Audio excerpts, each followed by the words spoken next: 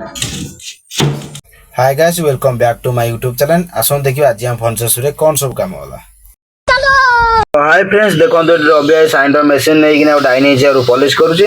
तापर देखो डाली वाला आसी डाली काम स्टार्ट कर सारे। तापर रवि आसिक हमर डाइनिंग रोड को कुंदा मशीन पॉलिश करूची। तापर राजू भाई सोफा डिजाइन देखो पॉलिश करूची। एठी दी जण मिसिक ना गोटे सोफा काम करूचंती।